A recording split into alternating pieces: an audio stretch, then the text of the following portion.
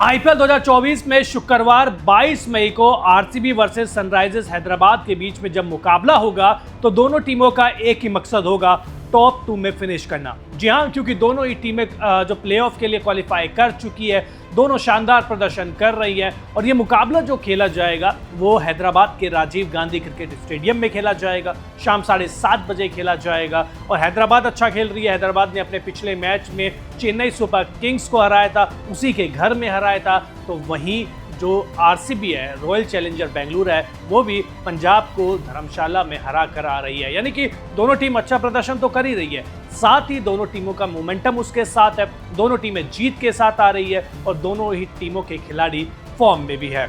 तो अब ये मुकाबले देखिए, दोनों टीमों का अगर देखें बल्लेबाजी और गेंदबाजी दोनों अच्छी है। हालांकि एसआरएच की जो गेंदबाजी है वो पेपर्स पे बहुत ज़्यादा स्ट्रांग नहीं लगती है, लेकिन आरसीबी की गेंदबाजी और बल्लेबाजी, फील्डिंग, हर चीज़ पेपर पे स्ट्रांग है।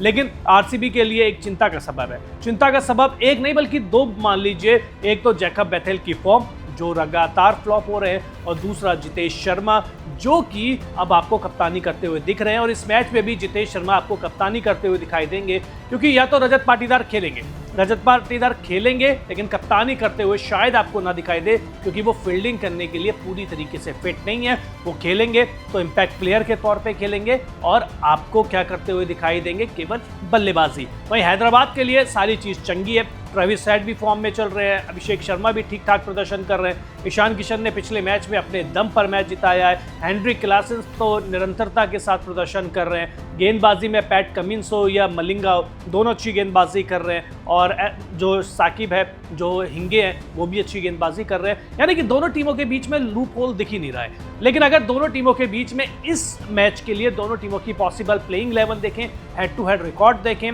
पिच रिपोर्ट देखेंगे और इसके अलावा राजीव गांधी क्रिकेट स्टेडियम के आंकड़ों के बारे में भी बातचीत करेंगे कि क्या कहती है कि राजीव गांधी क्रिकेट स्टेडियम, क्योंकि पिछले साल तो यहाँ पर देखो बने थे 277 भी बने थे, बहुत बड़े बड़े स्कोर यहाँ पे बने थे। इस बार बड़े स्कोर बने हैं लेकिन छोटे स्कोर भी बने हैं और वो बड़े स्कोर वैसे नहीं बने 250 वाले, 260, 270 नहीं, इतना नहीं बने। तो वो क्या पिच की गलती यानी कि पिच की वजह से हुआ या बल्लेबाज उस तरीके से नहीं खेल पाए, बताएंगे आपको इस मैच की भी पिच रिपोर्ट। तो बिना वक्त गवाए सबसे पहले चलिए सनराइजर्स हैदराबाद के बारे में बातचीत कर लेते हैं कि क्या हो सकती है इस टीम की प्लेइंग 11। तो हैदराबाद की साइड से आपको ओपन करते हुए नजर आएंगे कौन, ट्रेविस हेड और उनका साथ देंगे अभिषेक शर्मा। दोनों अच्छी फॉर्म में चल रहे हैं, हालांकि निरंतरता आप दोनों से ही आप एक्सपेक्ट नहीं कर सकते, क्योंकि जो खेलने का तरीका है इन दोनों का वो कुछ ऐसा ही है, आक्रामक तरीका है।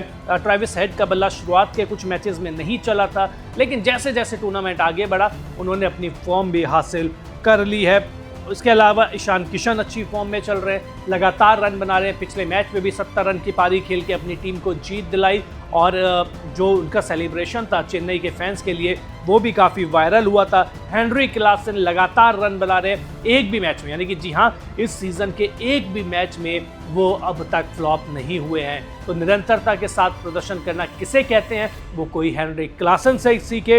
इसके बाद नीतीश कुमार रेड्डी, इस बार इनकी गेंदबाजी में काफ़ी ज़्यादा अच्छा प्रदर्शन हुआ है और हालांकि पिछले 1-2 मैचेस अच्छे नहीं गए हैं, लेकिन फिर भी गेंदबाजी में इन्होंने इंप्रूव किया है। बल्लेबाजी ये लगातार अच्छी करते ही है, बहुत ज़्यादा मौके मिले नहीं है लेकिन जितने भी गेंद मिली है उसका उपयोग किया है।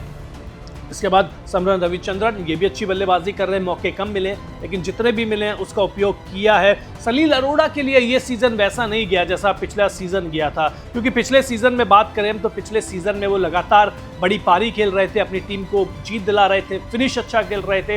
लेकिन इस सीज़न शायद बाकी विरोधी टीमों ने इनकी कमियां पकड़ ली और इनको खुलकर खेलने का मौका नहीं दे रहे हैं। पैट कमिंस इस टीम के कप्तान, पिछले मैच में भी इन्होंने अच्छी गेंदबाजी करी थी, 2 विकेट लिए थे, इकोनॉमी भी इनकी सही रहती है और विकेट भी 2-3, 1-2 ले ही जाते हैं। मतलब कि इस टीम के ट्रूली मैच विनर, प्लस कप्तानी तो इनकी यार जबरदस्त रहती ही है, आपको सभी को पता है। शिवांग कुमार जितना मौका मिला है ये अच्छी गेंदबाजी कर रहे हैं, इंप्रेस इन्होंने किया है और कई बार हर्ष दुबे को बाहर करके इनको खिलाया गया है, जो दिखाता है कि टीम मैनेजमेंट को इनके ऊपर कितना विश्वास है। इसके बाद ईशान मलिंगा अच्छी गेंदबाजी ये भी कर रहे हैं, ये भी अपने प्रदर्शन से निरंतरता के साथ प्रदर्शन कर रहे हैं और विकेट ले रहे हैं। इकोनॉमी इनकी थोड़ी सी हाई रहती है, लेकिन आपकी टीम में एक ऐसा विकेट टेकर होना चाहिए जिसकी इकोनॉमी चाहे थोड़ी सी हाई हो, लेकिन वो आपको विकेट लेके दे दे। और अंत में साकिब हुसैन, आप जल्दी इनको टीम इंडिया में खेलते हुए दिखाई देंगे। ये मैं नहीं कह रहा, ये बहुत सारे दिग्गज कह रहे हैं, क्योंकि इनकी जो स्पीड है, जो स्विंग करने की कला है, जो ये गेंद को स्लोअर बॉल कराते हैं, वो काफ़ी इफेक्टिव साबित रही है और इस आईपीएल में उन्होंने काफ़ी ज़्यादा इंप्रेस भी किया है। तो ये है सनराइजर्स हैदराबाद की पॉसिबल प्लेइंग 11। सामने आरसीबी यानी कि रॉयल चैलेंजर बेंगलुरु, उनकी प्लेइंग 11 क्या है, तो चलिए देख लेते हैं। तो आरसीबी की साइड से आपको ओपन करते हुए नजर आएंगे विराट कोहली, जो शानदार फॉर्म में चल रहे हैं, शतक भी लगा चुके हैं और जो ऑरेंज कैप है उनकी रेस में भी बने हुए हैं। जैकब बेथेल, जैसा कि शुरुआत में बताया था कि उनकी फॉर्म ज़्यादा अच्छी नहीं चल रही है और फिल सॉल्ट का इस मैच में भी खेलना मुश्किल ही नहीं बल्कि नामुमकिन है। तो जैकब बेथेल बहुत टैलेंटेड बल्लेबाज है, लेकिन इनको अच्छा प्रदर्शन करना पड़ेगा। देवदत्त पडिक्कल इम्पैक्ट प्लेयर के तौर पे आते हैं और हमेशा इम्पैक्ट छोड़ के चले जाते हैं, और अब तो टेस्ट टीम में भी उनकी वापसी हो गई है। तो उम्मीद करेंगे कि टेस्ट में वापसी का जश्न वो एक बड़ी पारी से करे। रजत पाटीदार आपको खेलते हुए दिखाई देंगे, लेकिन शायद कप्तानी करे इसकी पॉसिबिलिटी कम है, लेकिन एक बल्लेबाज के तौर पे भी खेलते हैं तो काफ़ी ज़्यादा एडवांटेज रहेगा रॉयल चैलेंजर बेंगलुरु को। जितेश शर्मा फॉर्म इनके साथ नहीं है, पिछले मैच में कप्तानी करी, जीते भी, लेकिन बल्लेबाज के तौर पे ये पूरे सीजन में फ्लॉप साबित हुए हैं। उम्मीद करेंगे कि अब जैसे जैसे इंपॉर्टेंट मैचेस आ रहे हैं, क्रूशल मैचेस आ रहे हैं, नॉकआउट आ रहे हैं, इनका बल्ला चलेगा और कप्तानी के साथ इनकी फॉर्म भी वापस आएगी। टिम डेविड ने शुरुआत बड़ी अच्छी करी थी, बहुत मतलब मुंबई के खिलाफ वो 70 रन की पारी, फिर वो क्रूशल रन भी बनाए थे, लेकिन जैसे जैसे सीज़न आगे बढ़ा वैसे वैसे इनकी फॉर्म पीछे होती गई और अब इनसे उम्मीद करेंगे कि बड़ी पारी की। और राजीव गांधी क्रिकेट स्टेडियम जो हैदराबाद का है, वहाँ इनको सूट भी करेगा वो ग्राउंड। इसके बाद जो है वेंकटेश अय्यर पिछले मैच में मैन ऑफ द मैच बने थे, बहुत अच्छी पारी खेली थी इन्होंने, मैच विनिंग पारी खेली थी इनफैक्ट, और जो इनका सेलिब्रेशन था वो भी काफ़ी वायरल हुआ था, इन्होंने अर्धशतक बनाने के बाद किया था। कुल मिलाकर मौके इनको कम मिले हैं, लेकिन एक दो ही मौके मिले हैं, कम भी नहीं, तो जो मौके मिल रहे हैं अच्छा प्रदर्शन किया है। कुणाल पांड्या गेंदबाजी और बल्लेबाजी से लगातार प्रदर्शन कर रहे हैं, अपनी टीम को जीत दिला रहे हैं। कभी गेंदबाजी, अगर गेंदबाजी में फ्लॉप रहते हैं तो बल्लेबाजी और फील्डर भी अच्छे हैं। रोमारियो शेफर्ड की वापसी हुई है, उम्मीद करेंगे कि ये भी अच्छा प्रदर्शन करे, क्योंकि इनका प्रदर्शन उस तरीके का नहीं रहा है जिसके लिए जाने जाते हैं, चाहे वो गेंदबाजी हो चाहे वो बल्लेबाजी हो। इसके बाद गेंदबाजी बहुत मजबूत, भुवनेश्वर कुमार, इनके बारे में कोई एक कमी निकाल दे तो वही बहुत बड़ी बात होगी, क्योंकि शुरुआत में वो विकेट लेते हैं और बाद में भी विकेट लेते हैं, शुरुआत में विरोधियों को धराशायी कर देते हैं और अब तो जो मुंबई के खिलाफ छक्का मार के जीत दिलाई थी, तो ये भी फैंस कहते हैं कि भैया बल्ले से भी ये कुछ कर सकते हैं। राशिद सलामदार अच्छा लगातार प्रदर्शन कर रहे हैं और यंग खिलाड़ी है, लेकिन एक बार भी लगा नहीं कि यंग खिलाड़ी है, बल्कि कई बड़े बड़े दिग्गजों से इन्होंने अच्छा प्रदर्शन किया है। और जॉस हेजलवुड के बारे में तो क्या ही बात करें, क्योंकि पूरी दुनिया जिस खिलाड़ी के बारे में बात करती है तो इसलिए करती है क्योंकि इनके प्रदर्शन में निरंतरता है, इकोनॉमी कम रहती है, विकेट ज़्यादा होते हैं। तो कुल मिलाकर ये है आरसीबी की पॉसिबल प्लेइंग 11। इम्पैक्ट प्लेयर के तौर पे हो सकता है सुयश शर्मा आपको खेलते हुए दिख जाए।